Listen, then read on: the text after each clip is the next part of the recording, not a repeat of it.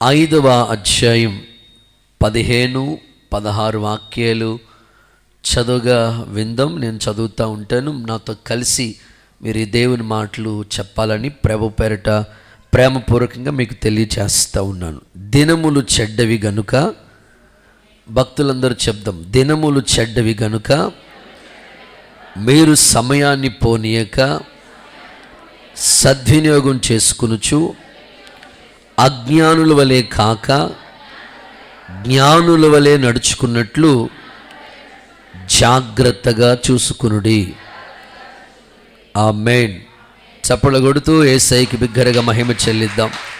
ప్రభు ఈ మాటలు మనతో మాట్లాడి బలపరచునుగాక. ప్రియులారా, చదువుకున్న వాక్యంలో మీతో చెప్పాలనుకున్న సందేశం పేరేమిటంటే సమయాన్ని సద్వినియోగం చేసుకునుట అనండి. ఓకే, మీరు ఆ హెడ్డింగ్ పెట్టుకుని జాగ్రత్తగా దేవుని మాటలు వినండి. అపోస్తలుడైన పౌలు సంఘానికి చెప్తున్నాడు, అన్యజనులు మనల్ని చూసి సమయం యొక్క విలువ వాళ్ళు గుర్తించాలి. సమయం ఎంత విలువైందో వాళ్ళు గ్రహించాలంటే సంఘాన్ని చూసి సంఘం వెలుపుట ఉన్నవాళ్ళు తెలుసుకోవాలి అని 2 పత్రికలో ఈ మాటలు చెప్పాడు. ఎఫెసీ పత్రికలో చెప్పాడు, కొలస్సీ పత్రికలో కూడా ఇదే మాట చెప్పాడు. కనుక సమయాన్ని మీరు సద్వినియోగం చేసుకోండి అని సంఘానికి దైవజనుడు ఒక లేఖ, ఒక పత్రిక రూపంలో తెలియపరుస్తూ వచ్చారు. ప్రియులారా, చదువుకున్న వాక్య భాగంలో 3 మాటలు మనకు కనబడుతున్నాయి. కానీ అందులో ఒక్క మాటే ఈరోజు మీకు సందేశంగా చెప్తాను. ఆయన ఇంట్రడక్షన్ని పరిచయం చేస్తూ ఏమంటారంటే దినములు చెడ్డవి అన్నాడు. దినములు ఎలాంటివంటే చెప్పండి, చెడ్డవి. నిజంగానే మరి ప్రతిరోజు దేవుడు మంచిదని చెప్పాడు కదండి అయ్యగారు. సోమవారం మంచిదన్నారు, మంగళవారం మంచిదన్నారు, ప్రతిరోజు మంచిదన్నాడు. మరి దినములు ఎందుకు చెడ్డవైపోయినాయి అయ్యా అంటే రోజులు మంచివే, కానీ మనుషుల యొక్క చెడుతనాన్ని బట్టి రోజులు చెడ్డగా మారిపోయాయి. భూలోకం యెహోవా సన్నిధిని చెడిపోయింది అని దేవుని లేఖనాల్లో మనం చూస్తాం. దినములు చెడ్డవిగా ఉన్నవి. మనుషుల యొక్క చెడుతనాన్ని బట్టి, మనుషుల యొక్క క్రియలను బట్టి రోజులు కూడా పూర్తిగా పాడైపోయినవి. ప్రస్తుత కాలాన్ని మనం చూస్తూ ఉంటుంటే చిన్న చిన్న పిల్లలు ఉగ్రవాదానికి దిగిపోతున్నారు, చెడుతనానికి బానిసలైపోతున్నారు, బానిసత్వ బ్రతుకులో జీవిస్తూ ఉన్నారు. ఒక మాటలో చెప్పాలి అనంటే కిడ్నాపులకి అలవాటు పడిపోతున్నారు, ఆ అన్యాయాలకి అక్రమాలకి పాల్పడిపోతున్నారు. ప్రమాదాలు, ఎన్నో భయంకరమైన ప్రమాదాలు జరుగుతూ ఉన్నాయి. ఇవన్నిటికి కారణం ఏమిటంటే మనుషులు చెడిపోతున్నారు, దినములు చెడ్డవిగా ఉన్నాయి. మరి ఇలాంటి సమయాల్లో మనం చేయవలసిన పనులు ఏమున్నాయంటే అజ్ఞానంగా మీరు బ్రతకొద్దు. నిజమైన జ్ఞాని ఎవరైనా ఈ భూమి మీద ఉన్నారంటే సమయాన్ని సద్వినియోగం చేసుకునేవాడే నిజమైన జ్ఞానం కలిగిన వాడండి. ఆమేనండి. అదే మాట అంటారు పౌలు, సమయాన్ని పోనివద్దు, అజ్ఞానులుగా బ్రతకొద్దు. గత కాలం మనకి అజ్ఞాన కాలంలో తెలిసో తెలియకో సమయం అంతా వృధా అయిపోయింది. ఇప్పుడు ప్రభువులోకి వచ్చారు కనుక దైవికమైన అడుగుచాడలో నడిపించబడుతున్నారు కనుక మీరు సమయాన్ని ఎప్పుడు కూడా సద్వినియోగం చేసుకుంటూనే ఉండాలి. నా ప్రార్థన, ఈ 2025 సంవత్సరం 11 నెలలు గడిచిపోయింది. ఈ మిగిలిన 1 నెల రోజుల్లో మనం సమయాన్ని సద్వినియోగం చేసుకునే దైవిక జ్ఞానం యేసు నామములో ప్రభు మీకు ఇచ్చునుగాక. భక్తులు ఎందరో తన మాటలు చెప్తూ ఇలా అన్నారు, సమయము పొట్టు వలె గతించిపోతుంది అన్నాడు జెఫన్యా తన గ్రంథంలో. సమయము పొట్టు వలె గతించిపోతుంది. పొట్టు మీరు చూడండి, ఎగరబోత వేసేటప్పుడు గింజలన్నీ కూడా ఒక చోట చేరుతాయి, పొట్టంతా ఎగిరిపోతూ ఉంటుంది. అలాగే సమయం ఈ 2025 ఒక్కసారి వెనక్కి తిరిగి చూస్తే అప్పుడే 11 నెలలు ఎలా గడిచిపోయిందో, ఎలా అయిపోయిందో అనిపిస్తూ ఉంటుంది. పొట్టు వలె ఎగిరిపోతుంది సమయం.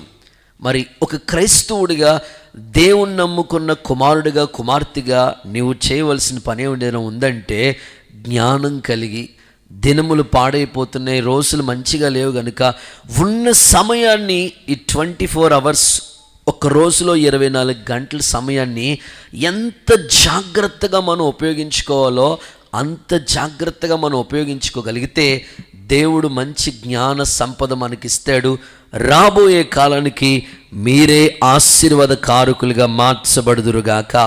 ప్రసంగి భక్తుడు కూడా మాట్లాడుతూ ఇలా అంటారు, ప్రతి దానికి సమయము కలదు అన్నాడు.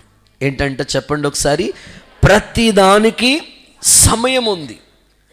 ఒక విత్తనాలు తీసుకెళ్ళి విత్తటానికి ఒక సమయం ఉంది. ఆ విత్తనం ఎదిగి ఫలించి కోత సమయం కూడా ఒకటి ఉంది, కోత కోసే సమయం ఒకటి ఉంది. చదువుకోవటానికి సమయం ఒకటి ఉంది, చదువుకోవాల్సిన టైంలోనే చదువుకోవాలి. పని చేసుకోవడానికి ఒక సమయం ఉంది, నిద్రపోవడానికి ఒక సమయం ఉంది, భోజనం చేయడానికి ఒక సమయం ఉంది.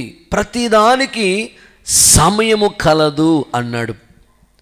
మహాజ్ఞానంతో ఈ ప్రసంగి గ్రంథాన్ని చదివితే చాలా జ్ఞానంతో మాట్లాడతాడు ఆయన. ఏ కాలంలో ఏది ఉండాలో దేవుడు చక్కగా నియమించాడు అని భక్తుడు మాట్లాడుతూ ఉన్నాడు. కనుక ఇంత విలువైన సమయం దేవుడు మనకిచ్చినప్పుడు ఈ సమయాన్ని మనం ఎలాగ సద్వినియోగం చేసుకుంటున్నాము, ఈ సమయాన్ని ఎలా ఉపయోగిస్తున్నాము, లేకపోతే సమయం అంతా వృధా చేసుకుంటున్నారా? ఒక్కసారి మీ మనస్సాక్షి మీతో చెప్తున్నప్పుడు పరిశీలించుకుందాం, సరిచేసుకుందాం. పరిశుద్ధాత్మ దేవుని సహాయంతో ముందుకు వెళదాం. అలాంటి కృప దేవుడు మనకి దయచేయునుగాక. జీవితంలో పోతే తిరిగి రానివి 3 ఉన్నాయండి. ఇక జీవితంలో అవిని మనం పోగొట్టుకున్నామంటే తిరిగి రావటానికి అవకాశం లేదు. అందులో మొట్టమొదటిది ఏంటంటే సమయం.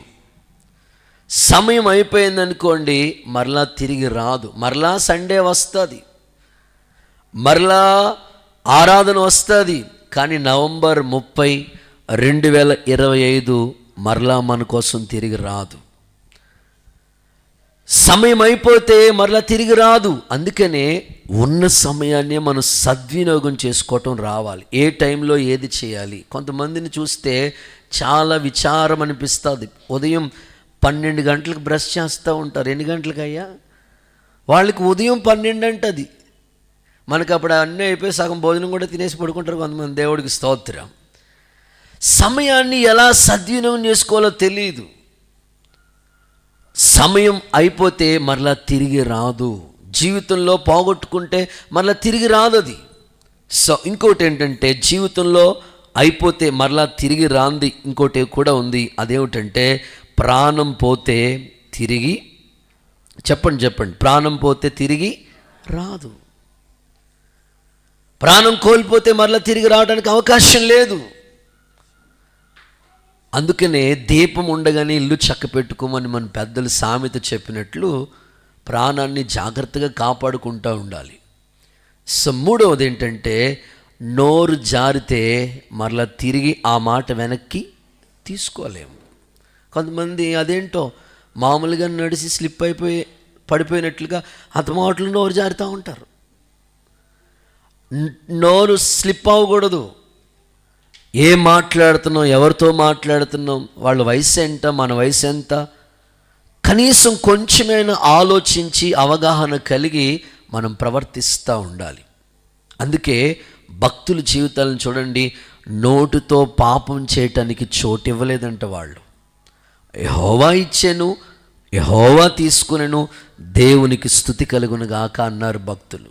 ఈరోజు నా ప్రార్థన, మన జీవితంలో పోగొట్టుకుంటే మరలా సంపాదించుకోవడానికి కొన్ని ఉన్నాయి, కానీ ఈ 3 కూడా ఒకసారి మన జీవితంలో పోగొట్టుకుంటే మరలా మనకి రావు. అవకాశాలు అంటారా, ఒకసారి రావచ్చు, రాకపోవచ్చు, కానీ సమయం అయిపోతే మరలా నువ్వు సంపాదించుకోలేవు. అందుకొరకు ఒక ప్రార్థన పూర్వకంగా, ఒక దైవజనుడిగా, ఒక ఆత్మీయ సహోదరుడిగా, తండ్రిగా, సంఘ కాపరిగా ఈ మాటలు మీకు చెప్తున్నాను. ఉన్న సమయాన్ని సద్వినియోగం చేసుకోండి. పరిశుద్ధాత్ముడు మీకు సహాయము చేయనుగాక. చప్పట్లు కొడుతూ ఒకసారి యేసయ్యకు బిగ్గరగా మహిమ చెల్లిద్దామా? కొన్ని ఉదాహరణలు చెప్తాను బైబిల్లోంచి.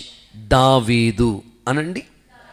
మీకందరికీ తెలుసు కదా, దేవుడు ఎక్కడో గొర్రెలు కాసుకునే వాడిని తీసుకెళ్ళి సింహాసనం మీద కూర్చోబెట్టాడు. నిజంగా మన స్టేటస్ ఎప్పుడు మర్చిపోకూడదు, మన స్థితి ఎప్పుడు మనం మర్చిపోకూడదు. మనం ఏ స్థితిలోంచి ఏ బండ నుండి చెక్కబడ్డామో అది మనకి బాగా గుర్తుండాలి. దావీదు స్థితి గొర్రెలు కాసుకునే వాడిని తీసుకెళ్ళి సింహాసనం మీద కూర్చోబెడితే, ఇప్పుడు యుద్ధ భూమిలో ఉండాలి దావీదు. వసంతకాలం, ఆ సమయంలో యుద్ధం చేసే టైం ఒకటి ఉంది. ఆ యుద్ధ భూమిలో ఉండవలసిన దావీదు మిద్ది మీదకి ఎక్కి కూర్చున్నాడు అయ్యగారు. అంతే, చూడకూడని దృశ్యాన్ని చూశాడు, చేయకూడని పాపంలో ప్రేరేపించబడ్డాడు. చివరికి స్థితి ఎలా మారిపోయిందంటే, యుద్ధం చేయవలసిన దావీదు ఆ సమయాన్ని సద్వినియోగం చేసుకోవాల్సిన దావీదు సమయాన్ని యూజ్ చేసుకోకపోవటం వలన చివరికి దావీదు కుటుంబానికి సదాకాలం యుద్ధాలే వచ్చినవి. ఈరోజు మీ ఇంట్లో యుద్ధాలకి కారణం ఏంటి? ఈరోజు మీ కుటుంబంలో సమస్యలకి కారణం ఏంటంటే, చేయవలసిన రైట్ టైంలో ఆ పని కంప్లీట్ చేయకపోవటం వలన. కొంతమంది సమయాన్ని ఎంత వేస్ట్ చేస్తూ ఉంటారో, టైం పాస్ చేస్తూ ఉంటారు. సమయాన్ని వృధా చేస్తే మళ్ళీ అది తిరిగి రాదు మనకి. దావీదు యుద్ధం చేయవలసిన సమయంలో యుద్ధం చేయకపోవటం వల్ల, ఉండవలసిన సమయంలో అక్కడ ఉండకపోవటం వల్ల సదాకాలం కుటుంబంలో యుద్ధాలు స్టార్ట్ అయిపోయినవి. తాను చేసిన మిస్టేకే తన పిల్లలు కూడా చేస్తూ ఉన్నారు. ఈరోజు మీరు ఆలోచించండి, సమయం అయిపోయిన తర్వాత మనం ప్రయాసపడితే ఉపయోగం లేదు. కనుక ఉన్న సమయాన్ని సద్వినియోగం చేసుకోవటానికి దేవుడు మీకు కృప చూపించునుగాక. ప్లస్గా రక్తస్రావం కలిగిన స్త్రీ యేసు ప్రభు గురించి విన్నది. ఆయన వస్త్రం ముట్టుకుంటే చాలు స్వస్థత కలుగుతుందనే ఆ అవకాశం ఆమెకు వచ్చింది. వెంటనే అందరూ చూస్తున్నారా, ఎవరో ఏదో అనుకుంటారో, ఏం ఆలోచించట్లేదు.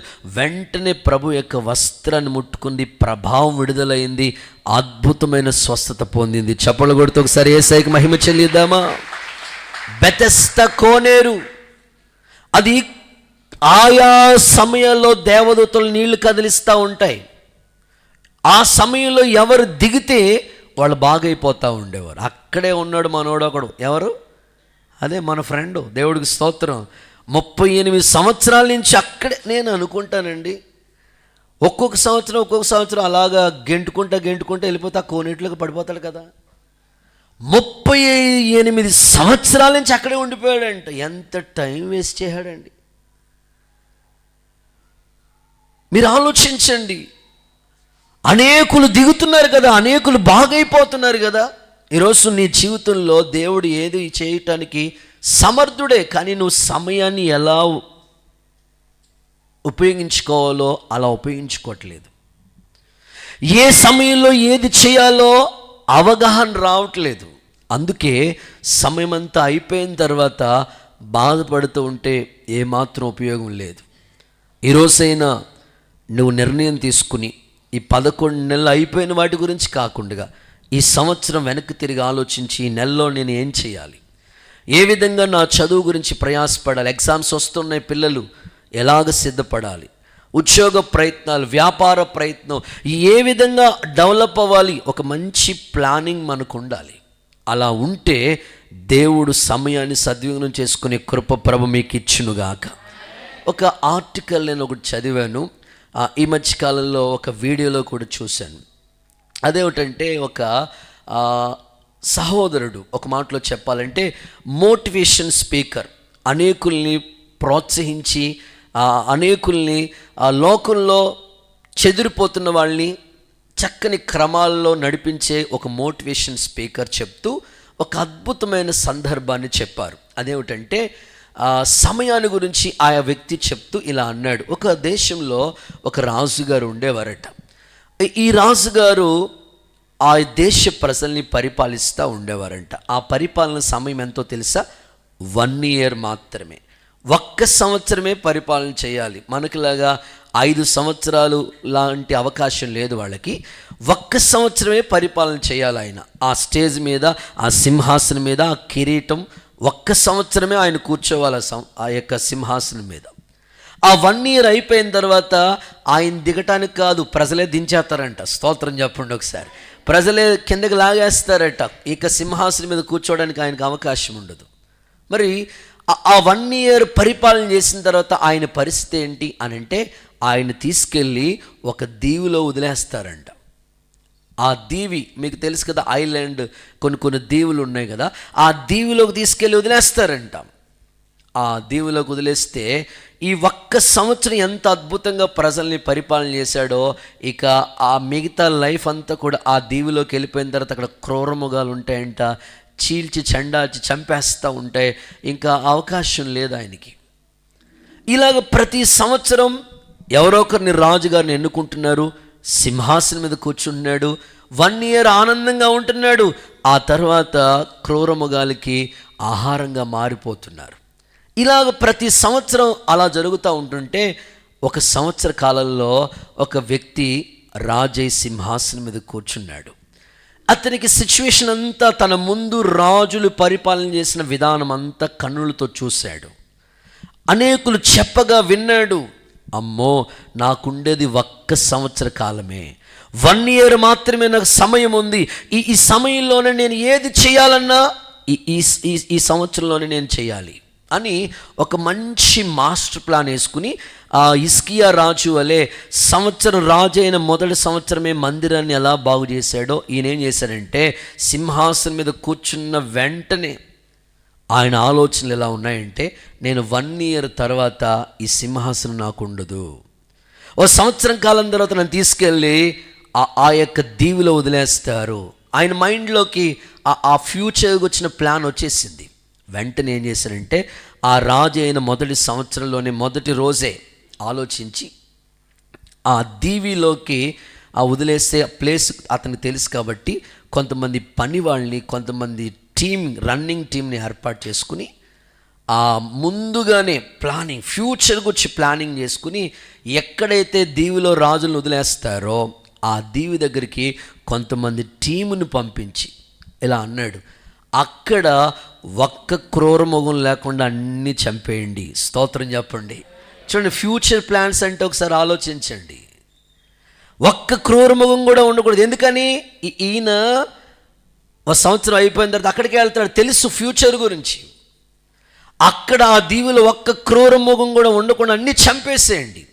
అలాగే అయ్యా అని అందరు టీం వర్క్ చేశారు. అంత మాత్రమే కాదు, అక్కడ మంచి మంచి ప్యాలెస్, రాజగృహాలు నిర్మించుకున్నాడు. దేవుడికి స్తోత్రం.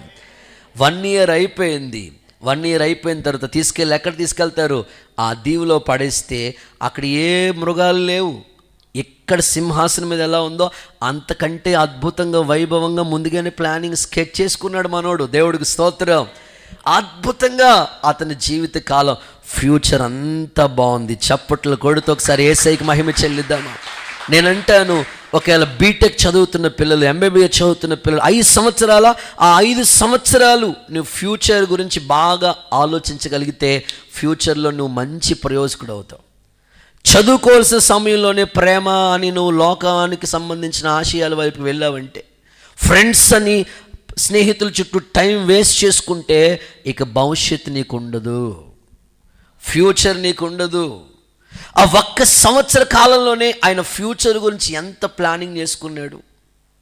ఈరోజు దేవుడు కూడా నీకు చెప్తున్నాడు, 2025 నువ్వు సాధించింది ఏది? వ్యర్థం చేసుకునే టైం ఎంత అంటే ఎక్కువే కనబడతా ఉంటుంది. కొన్నిసార్లు సేవలు మీకు కనిపిస్తూ ఉంటుంది, 24 గంటల సమయాన్ని ప్రభవిస్తున్నాడు. ఈ సమయాన్ని ఏ సమయంలో సువార్త ప్రకటించాలి, ఎక్కడ మీటింగ్ పెట్టాలి, ఎలాగ పరిచయం చేయాలి, ఎలాగ దేవుని పని చేయాలని మొత్తం ఆ ప్లానింగ్ అంతా ఒక సేవకులుగా మేము చేసుకుంటూ ఉంటాం. విశ్వాసగా నీకు కూడా భర్త, భార్య, పిల్లలు, కుటుంబ వ్యవస్థ, దేవుడు వీటిని ఘనపరిచాడు కనుక నీకు ఒక మంచి ఫ్యూచర్ ఉంది. కాబట్టి ఒక మంచి ప్లాన్ సిద్ధపరచుకో. ఆ విధంగా సమయాన్ని సద్వినియోగం చేసుకో. నీవే మహారాజుగా నీ కాలు మీద నువ్వు నిలబడి జీవించడానికి యేసు నామములో కృప అనుగ్రహించునుగాక. ఒక్కసారి చప్పట్లు కొడుతూ యేసయ్యకి దగ్గరగా మహామహిమను ఆరోపిస్తారా? సమయాన్ని సద్వినియోగం చేసుకునే కృప దేవుడు మీకు ఇచ్చునుగాక. ఎలా సమయాన్ని సద్వినియోగం చేసుకోవాలి? ఒక 5 మాటలు మీకు చెప్పి ఈ సందేశాన్ని ముగింపులోకి తీసుకొస్తా.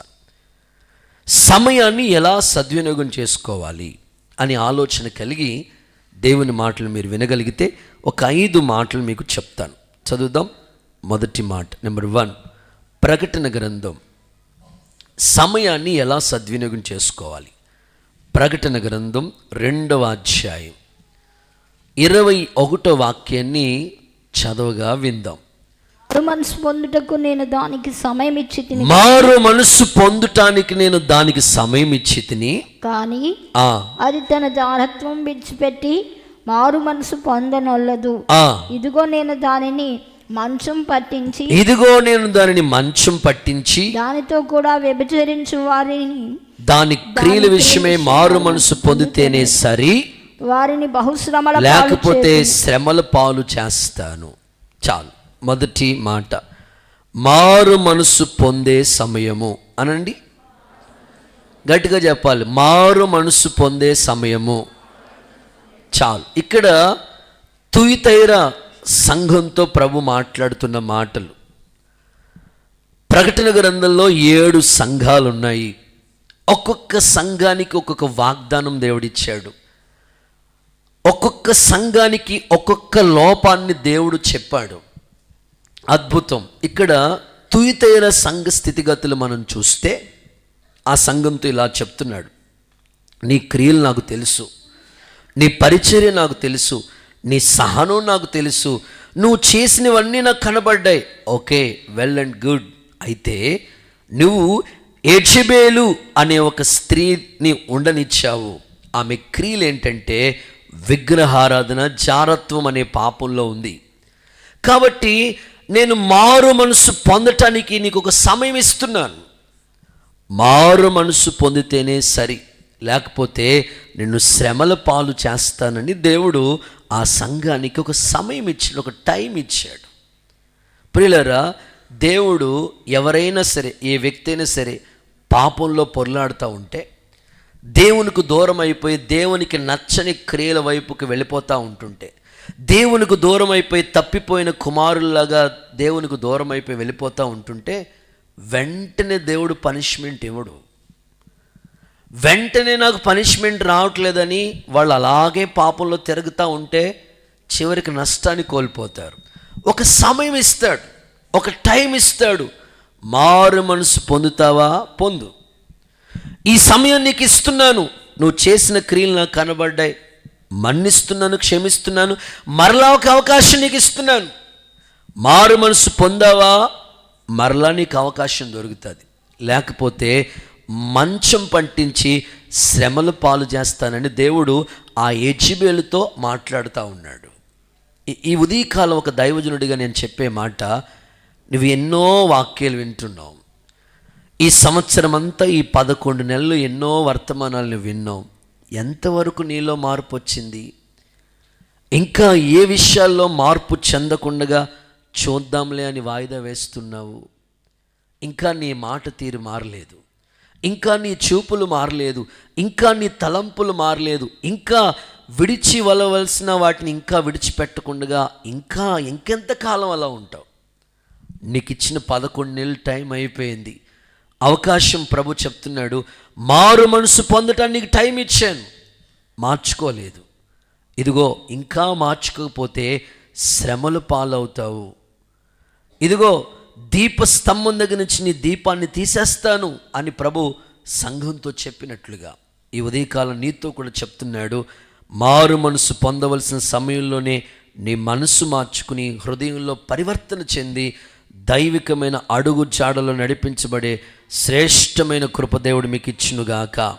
కొంచెం గట్టిగా ఆమేనండి. ఫరో ఎంత కఠినుడో తెలుసండి. ఎన్నిసార్లు ప్రజలు అడిగినా సరే మా దేవుణ్ణి ఆరాధన చేయడానికి 3 రోజులు మేము ప్రయాణం చేసి వెళ్తామన్నా సరే ఒప్పుకునేవాడు కాదు. కఠినంగా ఉండిపోయింది ఆయన హృదయం. ఈరోజు చాలామంది విశ్వాసుల హృదయాలు కూడా కఠినత్వం.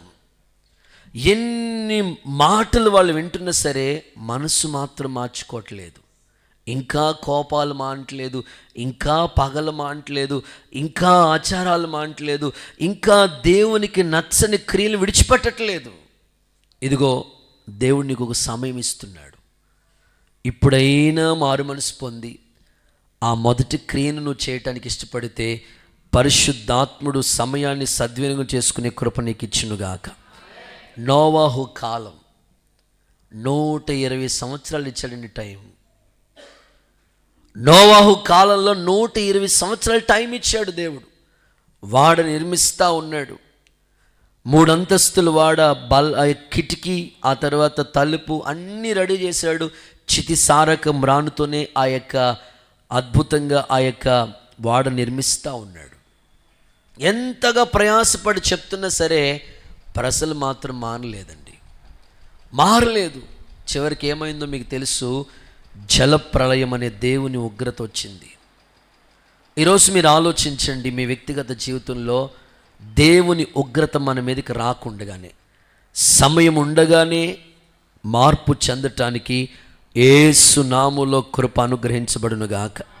బైబిల్లో మీరు చూడండి, లూకా సువార్త 13వ అధ్యాయం 5వ వాక్యాన్ని మీరు గమనిస్తే ప్రభువు అక్కడ చెప్తున్న మాటలు అవి ఇలా ఉన్నాయి. లూకా సువార్త 13వ అధ్యాయం 5వ వాక్యం, మీరు మారు మనసు పొందని ఎడల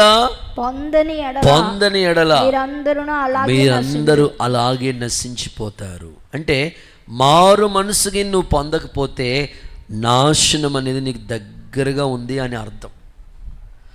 మారు మనసు పొందకపోతే మీరు అలాగే నశించిపోతారు. అసలు ప్రభు వచ్చింది ఎందుకు?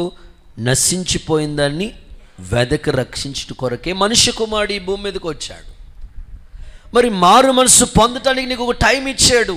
ఆ సమయంలో నువ్వు ఇంకా మారకపోతే, ఆ సమయంలో నువ్వు ఇంకా సమయాన్ని సద్వినియోగం చేసుకోకుండా చూద్దాంలే, ఎంతకాలమైనా ఏం పర్లేదులే, ఏమి ఉగ్రత రావట్లేదులే, ఏమి కీడు రావట్లేదులే, ఏమి రావట్లేదు అనుకోవద్దు. ఒక సమయం ఇచ్చాడు, ఆ సమయంలోనే నువ్వు మారాలి. ఆ సమయానికి నువ్వు సద్వినియోగం చేసుకోకుండా, మార్పు చెందకుండా సమయమంతా అలా వృధా చేసుకుంటే చివరికి బాధపడవలసిన పరిస్థితి నీకు వస్తుంది. చూడండి, చాలామంది మారరు, ఇంకా విగ్రహారాధన విడిచిపెట్టరు, ఆచారాలను విడిచిపెట్టరు, సంప్రదాయాలను విడిచిపెట్టరు, దైవికమైన మార్గంలోకి రావటానికి ఇంకా వాయిదాలు వేస్తూ ఉంటారు. నువ్వు అలా ఉండొద్దు. ఒక చిన్న ఎగ్జాంపుల్ నీకు చెప్తాను, చిన్న సందర్భాన్ని మీకు చెప్తాను. కుడి చేతుల పైకి ఒక్కసారి హల్లెలూయా చెప్తారా?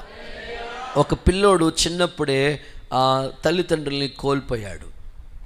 ఆ పిల్లోడు చదువుకోవాలనే ఆశ ఉంది ఆ పిల్లోడికి. మొత్తం మీద వాళ్ళ బంధువులు, వాళ్ళ మేనమామ ఎవరో మొత్తం మీద పిల్లోడిని స్కూల్లో జాయిన్ చేశారు. జాయిన్ చేసిన తర్వాత స్కూల్కి వెళ్తూ ఉన్నాడు, పాఠాలు వింటూ ఉన్నాడు, నేర్చుకున్నాడు. చిన్నప్పుడు తల్లి ఆ పిల్లోడికి అనేకమైన క్రమశిక్షణ నేర్పించింది. బాబు, నేను ఎంతకాలం ఉంటానో తెలియదు, నానెంతకాలం ఉంటాడో తెలియదు, తల్లిదండ్రులుగా మా మీద నువ్వు ఆధారపడొద్దు, దేవుని మీద ఆధారపడు అని చిన్నప్పుడే ఉగ్గుపాలతో ఆ తల్లి ఆ పిల్లోడిని పెంచింది. రోజులు గడుస్తూ ఉన్నాయి, స్కూల్కి వెళ్ళే వయసు వచ్చింది. మరి స్కూల్కి వెళ్తూ ఉన్నాడు. పాఠాలు చెప్తున్న మాస్టర్ గారు ఆ పాఠాలన్నీ చక్కగా వింటున్నాడు, రాసుకుంటున్నాడు. అందరికన్నా క్లెవర్ స్టూడెంట్గా, మంచి ఇంటెలిజెంట్ స్టూడెంట్స్గా వెంటనే ఏ రోజు పాఠం ఆ రోజే చదువుకుంటున్నాడు, మంచిగా ఆసక్తిగా చదువుకుంటున్నాడు. అయితే విచారకరమైన విషయం ఏమిటంటే ఆ స్కూల్లో ఫీజు కట్టే స్తోమత ఆ పిల్లోడికి లేదు. వాళ్ళ బంధువులు కూడా సరిగ్గా ఆ పిల్లోడిని పట్టించుకోవడానికి, ఆ డబ్బులు పే చేయడానికి ఇష్టపడలేదు.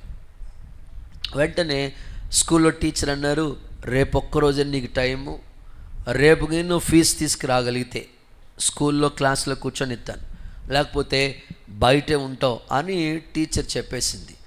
ఇక తాను తనతో పాటు తన స్నేహితుడు, ఫ్రెండ్ ఇద్దరు కలిసి స్కూల్ నుంచి ఇంటికి వెళ్ళిపోతా బాధపడుతూ ఉన్నారు. రేపు నేను స్కూల్కి వస్తాను లేదురా తెలియదు, ఎందుకంటే మా మామయ్య డబ్బులు అడిగితే ఎవడు ఎప్పుడు కడతాడో కూడా తెలియదు, ఏం అర్థం కావట్లేదని ఇద్దరు డిస్కషన్ చేసుకుని మాట్లాడుకుంటూ వెళ్తూ ఉన్నారు. బ్యాగ్ తగిలించుకుని నడుచుకుంటా వెళ్తూ ఉంటుంటే వాళ్ళు వెళుతున్న దారిలో ఒక పర్స్ ఒకటి దొరికింది. వెళ్తున్న రోడ్లోనే ఒక పర్స్ ఒకటి పడిపోయి ఉంటే దొరికిన వెంటనే ఆ పర్స్ అలా ఓపెన్ చేస్తే పర్స్ నిండా డబ్బులు ఉన్నాయి. స్తోత్రం చెప్పండి. ఏటీఎం కార్డులోని అన్నీ ఏమేం కావాలో అన్నీ ఉన్నాయన్నమాట ఆ పర్సులో. పక్క స్నేహితుడు ఉన్నాడు, అమ్మయ్య మొత్తం మీద నీ కళ పండిందిరా బాబు, నీ స్కూల్ ఫీజు. మాట్లాడరేంటి? మనకి గీని పర్స్ దొరికింది అనుకోండి, మనకి గీని హ్యాండ్ బ్యాగ్ దొరికింది అనుకో, ఎవరున్నారు అక్కడ అని చూసుకుంటాం. ఎవరు లేకపోతే ఆటో ఎక్కేసి ఏసు రక్తమే. ఆ పిల్లోడు పర్స్ దొరికిన వెంటనే ఆ పక్క స్నేహితులను, ఒరే నువ్వు రేపు ఫీజు కట్టవలసిన డబ్బులన్నీ ఇందులోనే ఉన్నాయరా, దేవుడే నీ ముందుకి. కొంతమంది ఎంత తెలివైన వాళ్ళు ఉంటారంటే దేవుడే నీ ముందుకు తీసుకొచ్చాడురా అని స్నేహితుడు సలహా చెప్తా ఉంటుంటే నిజంగా ఈ స్నేహితుడు ఏమనుకోవాలి, అవును కదా నాకు తల్లిదండ్రులు లేరు, మా మామయ్య కూడా సరిగ్గా పట్టించుకోవట్లేదు, ఆ దేవుడే పరలోకం నుంచి, ఎక్కడి నుంచి అంటే ఏకంగా పరలోకం నుంచి పరస పంపించేశాడు అని అనుకోవాలి. కానీ ఆ పిల్లోడు అంటాడు, అరే బాబు ఈ డబ్బులు నాయి కాదు, మా అమ్మ నాకు చెప్పింది దొంగతనం చేయొద్దు, నీ పొరుగు వారిది ఏది ఆశించొద్దు, నువ్వు మారు మనసు పొందు అని మా అమ్మ చెప్పింది అని అంటే ఆ పిల్లోడు ఆ ఫ్రెండ్ అంటాడు, మీ అమ్మకి ఎవరు చెప్పారో? మా అమ్మకి పరలోకమందున్న దేవుడు, బైబిల్లో దేవుడు చెప్పాడు అని. అవునా, సరే అనుకుని ఆ పర్స్ పట్టుకుని వెళ్తూ ఉంటుంటే ఆ ముందు వెళ్ళిపోయిన వ్యక్తి పర్స్ పడిపోయింది ఎతికేసుకుంటూ తడుముకుంటా ముందు వెనక్కి వస్తూ ఉన్నాడు. వచ్చిన వెంటనే ఇదిగోండి పర్స్ అని ఇచ్చాడు. పర్స్ అని ఇచ్చిన వెంటనే ఆయన ముఖం 1000 క్యాండిల్ బోల్ వెలిగినట్టుగా వెలిగిపోతుంది. ఎందుకంటే పోగొట్టుకుని దొరికిన వెంటనే ఎంత సంతోషం మనకి. వెంటనే సంతోషించి ఆ వ్యక్తి అలా తీసుకున్న వెంటనే అంటాడు, అయ్యా నీ పర్స్ నీకు ఇచ్చేస్తున్నాను తీసేసుకో అని ఇచ్చిస్తే ఆ యొక్క పెద్ద ఆయన చూసి సంతోషించి, బాబు నువ్వు పప్పులు కొనుక్కో, లేదని ఏదైనా అవసరం ఉంటుంది, ఇదిగో ఈ 1000 రూపాయలు ఉంచు అని చేతికి ఇస్తున్నాడు. సహాయం చేసింది గుర్తుపెట్టుకుని ఆ యొక్క 1000 రూపీస్ అమౌంట్ ఇస్తూ ఉంటుంటే ఆ పిల్లోడు అంటున్నాడు, నీ పొరుగు వారిది ఏది ఆశించొద్దని మా అమ్మ చెప్పింది. అంటే ప్రతిదానికి వాడికి వాక్యమే గుర్తొచ్చేస్తుంది. ఇప్పుడు కాదయ్యా నేను ఇస్తున్నాను, నువ్వేమో అడగలేదు కదా, వద్దండి బాబు, నువ్వు ఏది మంచి చేసిన దాని గురించి ఏది మనం ఆశించకూడదు, వద్దయ్యా బాబు, నీ డబ్బులు నీ దగ్గరే ఉంచుకో. ఆ పక్క స్నేహితుడు, రే మంచి ఛాన్స్ కొట్టవరా, ఫీజు కట్టేచ్చరా బాబు. మనమైతే కొత్త డ్రెస్ వచ్చేది మనకి, కిస్మిస్ పండుగ బట్టలు కొనక్కర్లేదు. ఇక ఇలాంటి ఆలోచనలు వస్తాయి మనకి. ఆ పిల్లోడికి గుర్తున్న చూడండి వాక్యం, వాళ్ళ అమ్మ చెప్పిన వాక్యం, బైబిల్లో కంఠస్థ వాక్యాలు గుర్తున్నాయి. ఆ పిల్లోడికి ఎంత మార్పో చూడండి. వద్దండి మీ డబ్బులు మీకే ఉంచుకోండి, మంచి చేసినందుకు మంచికి మేము అమ్ముడు పడిపోకూడదండి, కనీసం ధర్మం అది మంచి చేశాం కాబట్టి అది దేవుడు మాకు గుర్తు చేసుకుంటాడండి, మీరు డబ్బులు మీ దగ్గర ఉంచుకోండి, మాకేం వద్దండి అని ఆ పిల్లోడు ఆ పర్స్ ఇచ్చేసాడు, డబ్బులు కూడా ఇచ్చేసాడు. ఆయన వెళ్ళిపోయాడు. ఏ స్కూల్లో చదువుతున్నాడో ఆ ఐడెంటిటీ కార్డు చూశాడు, పేరు గుర్తుపెట్టుకున్నాడు, వెళ్ళిపోయాడు. ఉదయకాలమే టీచర్ చెప్పిన మాట గుర్తుంది, ఫీజు కట్టకపోతే నన్ను ఈరోజు స్కూల్కి లోపలికి రానివ్వదు. అయినా ధైర్యంతో విశ్వాసంతో వెళ్ళాడు. స్కూల్ బయట నిలబడి ఉన్నాడు. టీచర్ చూసింది, రారా బాబు అన్నది. ఇదేంటి మా టీచర్కి మారు మనసు వచ్చేసింది అనుకున్నాడు. నన్ను బయట నిలబెడుతుంది, నన్ను లోపలికి రమ్మంటున్నారేంటి అని అనుకుని అన్నాడు ఆ పిల్లోడు. ఒరే నేను నీకు పర్స్ దొరికిందండి కదా, టీచర్కి ఎవరు చెప్పేశారు రా బాబు, స్నేహితుడా అని. అవును మేడం, రూపాయి కూడా తీసుకోకుండా నువ్వు ఇచ్చేసావంట కదా. అవును మేడం, ఆ పర్స్ పోగొట్టుకున్నది ఎవరో తెలుసా, మా ఆయనే అన్నది ఆ స్కూల్ టీచర్. మా ఆయన ఎవరు అనుకుంటున్నావు, ఒక మంచి కంపెనీకి ఇంజనీర్ గారు, ఆయన కొన్ని లక్షల రూపాయలు సంపాదిస్తాడు. ఒరే నీ నిజాయితీని చూశారు మా మాస్టర్ గారు, మా యొక్క భర్త గారు, ఫోటో తీసుకున్నాడు నీ ఫోటో, ఆ యొక్క ఐడెంటిటీ కార్డు కూడా చూశాడు కాబట్టి నాకు వాట్సాప్ చేశాడు, ఇదిగో ఈ పిల్లోడికి ఎంత కాలం చదువుతాడో అంత కాలం నేనే ఫీజు కడతాను, నేనే చదివిస్తాను. చూడండి ఎందుకు ఈ సందర్భం చెప్పానంటే ఆ పిల్లోడిలో ఉన్న నిజాయితీ, మార్పు చెందిన హృదయం. ఈరోజు నేను నిజంగా అడుగుతున్నాను, మనలో పరివర్తన సరిగ్గా వచ్చి ఉంటే యథార్థవంతుల్ని బలపరచడానికి ఆయన కనుదృష్టి ఎప్పుడు లోకమంతా సంచరిస్తూ ఉంటుందండి. నీకు ఎలాగైనా దేవుడు సహాయం చేస్తాడు. హాస్పిటల్లో ఉన్నావా, కష్టకాలంలో ఉన్నావా, ఇబ్బందుల్లో ఉన్నావా, నువ్వు సరైన రీతిలో మార్పు చెంది ఉంటే నీకు రావలసిన సహాయం నీ దగ్గరికి వచ్చునుగాక. ఆశ్చర్యకరమైన సహాయం నీకు దేవుడు చేయునుగాక. చేస్తాడు ఆయన. పరివర్తన చెందాలి. ఆ పిల్లోళ్ళలో వాక్యము, వాళ్ళ అమ్మ చెప్పిన మాటలు ఎంత గుర్తున్నాయండి.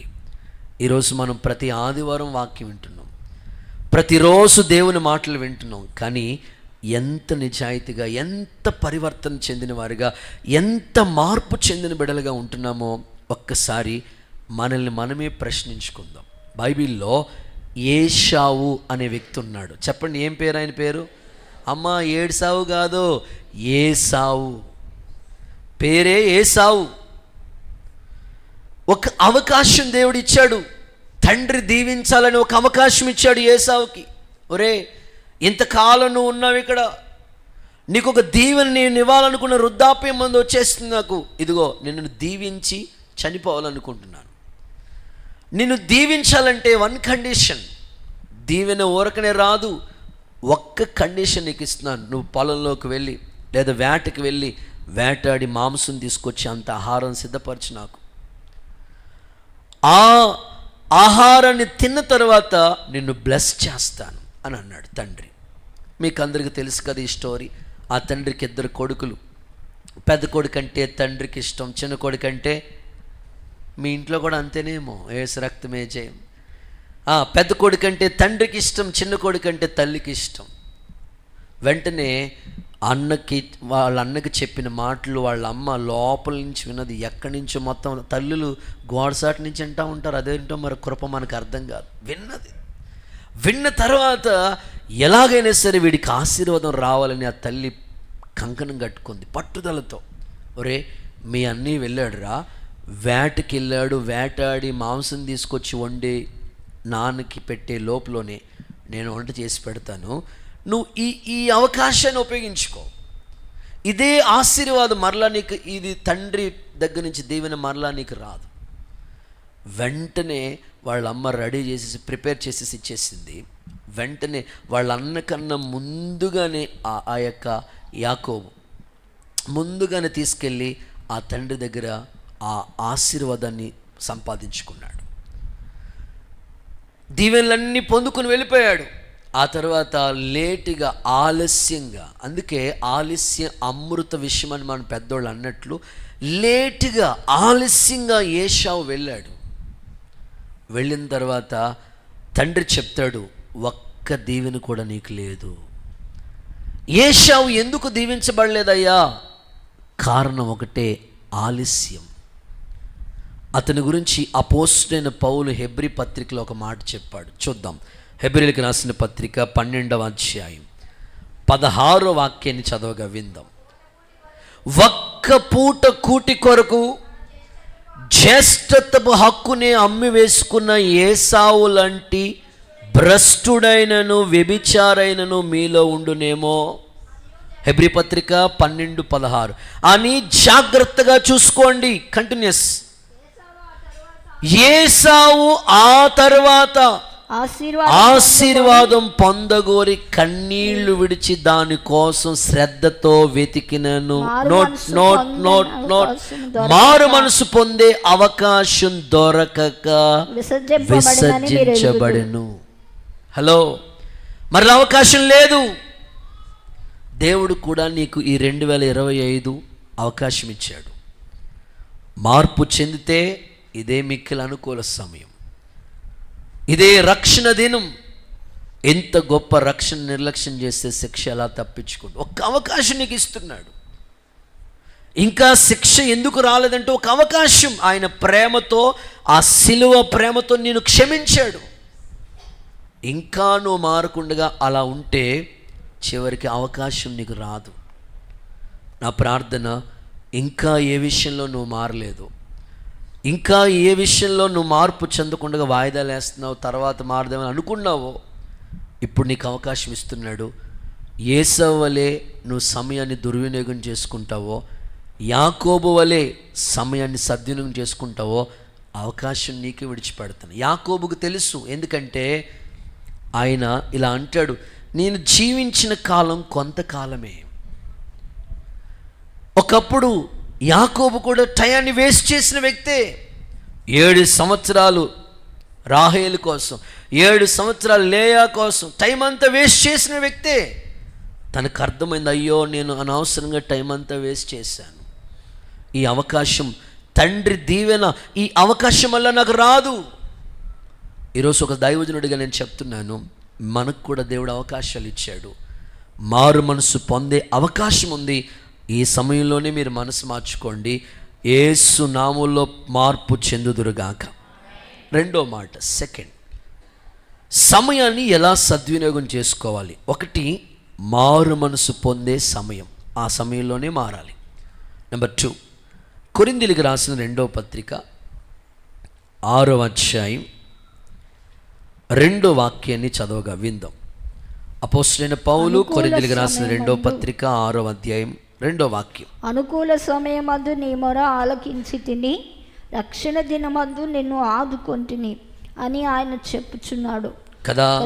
ఇదిగో ఇప్పుడే ఇదే మిక్కిలి అనుకూల సమయం. ఇదిగో ఇదే రక్షణ దినం. ఇదే అనుకూల సమయం, ఇదే రక్షణ దినం. రెండవది, రక్షణ పొందే సమయం అనండి. గట్టిగా చెప్పాలి, రక్షించబడే సమయం అనండి. ప్రభు చెప్తున్నాడు, రక్షణ పొందే సమయం నీకు ఇచ్చాడు. ఇదే మిక్కిలి అనుకూల సమయం, ఇదే రక్షణ దినం. నేను ఆశిస్తున్నాను, ఇంకా బాప్తిస్మాలు పొందకుండా ఎవరైతే రక్షణ వాయిదా వేస్తున్నారో వాళ్ళకి రేపే డిసెంబర్ 1వ తారీఖు రేపే బాప్తిస్మాల కార్యక్రమం ఉంది. ఈ సంవత్సరంలో ఇవి ఆఖరి బాప్తిస్మాల కార్యక్రమం.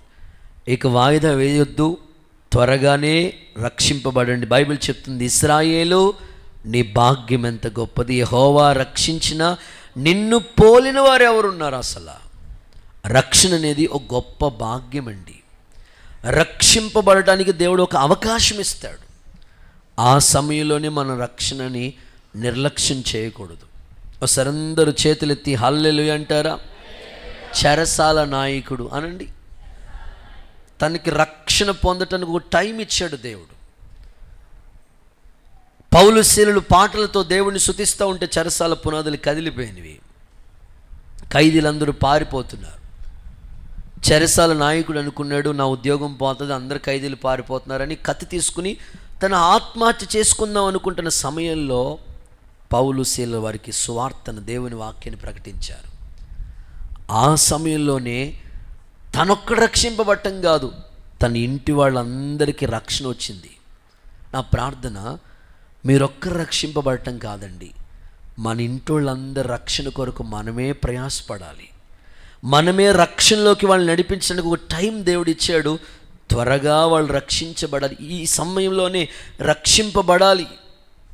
మరలా వాళ్ళకి అవకాశం దొరకకపోవచ్చు. ఎన్ని ప్రమాదాలండి ఈ సంవత్సరం. బస్ యాక్సిడెంట్లు, ఫ్లైట్ యాక్సిడెంట్లు, ఎన్ని ప్రాణాలు గాల్లో కలిసిపోయినాయి. దేవుడు నీకు అవకాశం ఇస్తున్నాడు. ఇక రక్షణ నిర్లక్ష్యం చేయొద్దు. యేసు నామములో త్వరగా రక్షింపబడుదురుగాక. నేను ఈ మందిరంలో అడుగుతున్నాను, ఇంకా రక్షణ లేదు, ఇంకా బాప్తిసం పొందలేని వాళ్ళు ఒకసారి మీ కుడి చేయి చూపించండి. నేను మీ మొఖాలు చూడాలనుకుంటున్నా. సరిగ్గా స్ట్రైట్గా మీ చేతులు ఎత్తండి. 1 2 3 నోయల్ 4 5 6 7 8 9 10 11 12 మంది అపోస్తులు ఉన్నారు ఇక్కడ. హల్లెలూయా చెప్పండి సార్. త్వరగా వీళ్ళకి రక్షణ దేవుడు ఇచ్చునుగాక. వాయిదాలు వేయొద్దు. ఎందుకో చెప్తాను, రక్షణ ఎందుకు మీరు నిర్లక్ష్యం చేస్తున్నారో ఓ చిన్న ఉదాహరణ చెప్తాను. ఓ పిల్లోడు ఉండేవాడు. తల్లిదండ్రులు ఉదయకాలమే ఆదివారం ఆరాధనకి వెళ్దామని రెడీ అయిపోయి బైబిల్ తీసుకుని, పాటలు పుస్తకం తీసుకుని చక్కగా వాళ్ళు ఆరాధనకు వచ్చే టయానికి వాళ్ళ అమ్మ చెప్పేది, ఆ పిల్లోడు, రే మేము ప్రార్థనకి వెళ్ళిపోతున్నాం, నువ్వు కూడా రారాబావు అంటే, ఆ పిల్లోడు వాళ్ళ అమ్మతో ఏమనేవాడు తెలుసా? నాకు టైం లేదు. అదేంటో, అన్నిటికి టైం ఉంటుంది, మందిరానికి రమ్మంటే టైం లేదు. ఇదే ఆన్సర్ చెప్తూ ఉంటారు చాలామంది. రారా బాబు, లేదు డాడీ, హోంవర్క్లు daddy, extra class daddy, project work daddy, coaching daddy, అమ్మో ఎన్నో బిజీ డాడీ, నాకు కుదరదు డాడీ, మమ్మీ కుదరదు అనేవాడంట ఆ పిల్లోడు. చాలాసార్లు చెప్పేవారంట, రా బాబు బాబు ఓ నాన్న జస్ట్ అన్నీ నిన్ను అడుగుతున్నాడు రా, ఏం చెప్పాలో అర్థం కాదు, రారా బాబు అని. నాకు టైం లేదు మమ్మీ, ఎగ్జామ్స్ దగ్గరకు వచ్చేస్తున్నాయి, కుదరదు అని. సరే అనుకుని చాలాసార్లు తల్లిదండ్రులు అడిగి వదిలేశారు, పాస్టర్ గారు అడిగి విడిచిపెట్టేశారు, ఇక దేవుడికి అప్పగించారు. ఆ పిల్లోడికి ఇక ఎగ్జామ్స్ దగ్గర అయినాయి. మార్చి నెల ఎగ్జామ్స్ రెడీ అవుతున్నాడు. 10th క్లాస్లోకి వచ్చేసాడు. ఎగ్జామ్స్ రాయాలన్నమాట. తెల్లారితే ఎగ్జామ్ అన్నమాట. ఫస్ట్ ఎగ్జామ్ ప్రిపేర్ అయిపోయి రాత్రే చక్కగా చదువుకుని పడుకున్నాడు. ఆ రాత్రి కల వచ్చింది. ఆ కల్లో చనిపోయినట్లు వచ్చింది. దేవుడికి స్తోత్రం చెప్పండి ఒకసారి. చనిపోయినట్లు వచ్చింది కళ. అయ్యి బాబు రేపు ఎగ్జామ్ రాయకుండా చనిపోయినా, ఇన్నాళ్ళు చదివాను అని అనుకుని బెంగెట్టేసుకున్నాడు మనసులో. చనిపోయినట్టు కళ వచ్చింది. చనిపోయిన తర్వాత అక్కడికి ఆ 2 మార్గాలు, వెళ్తే నిత్య రాజ్యంలోకి వెళతాం, లేకపోతే నరకానికి వెళ్ళిపోతాం. అయితే తీర్పు అనేది దేవుడి చేతిలో ఉంది కదా. వెంటనే దేవదూతలు రెడీగా ఉన్నాయంట పరలోక ద్వారం దగ్గర. చనిపోయినట్లుగా ఇతడికి కల వచ్చింది. ఆ కల్లో ఇతడు చనిపోయినట్లు కల వస్తే ఆ ఆత్మ ఏ చోటికి వెళ్ళాలని వెళతా ఉంటుంటే ఆ దేవదూతలు ఉన్నాయి.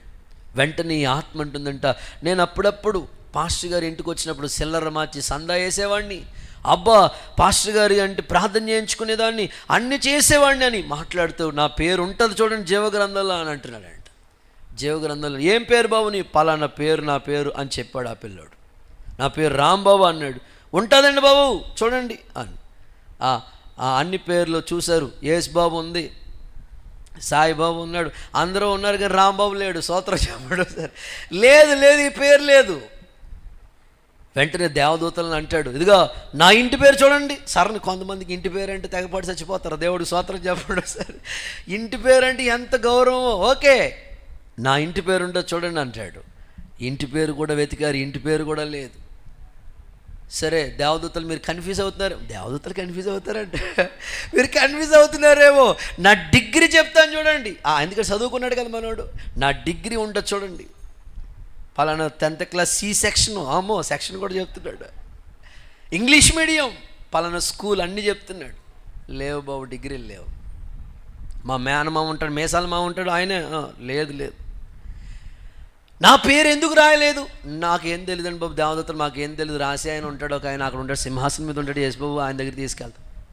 అక్కడ తీసుకెళ్లారంట. తీసుకెళ్తే యేసు ప్రభు దగ్గరికి వెళ్ళి అడుగుతారు, నా పేరు ఎందుకు రాయలేదు? ప్రభు ఒకటే చెప్పాడంట, రాద్దాం అనుకున్నాను కానీ నాకు టైం లేదన్నాడంట. స్తోత్రం చెప్పండి, చెప్పండి గట్టిగా హల్లెలూయా అని చెప్పండి. సో ఎందుకు చెప్తానంటే దేవుడు మనకిచ్చిన సమయంలోనే రక్షణ పొందాలండి. ఒకవేళ నీకు టైం లేదనుకున్నావు అనుకో, దేవుడు నీ పేరు జీవగ్రంథంలో రాయడు. అప్పుడు యాతనకరమైన స్థలంలో విడిచిపెట్టబడాలి. ఎంత బాధ. కనుక ఒక మిక్కిలి అనుకూల సమయం నీకు ఇస్తున్నాడు. త్వరగా రక్షించబడండి. నేడే మిక్కిలి అనుకూల సమయం. ప్రభు అద్భుతము చేయునుగాక. చూడండి ఒక మంచి మాట చదివిస్తాను. ప్రసంగి పుస్తకం 12వ అధ్యాయం 1-2 వాక్యాలు చదవగా విందాం. దుర్దినములు రాకముందే ఇప్పుడు వీటి యందు నాకు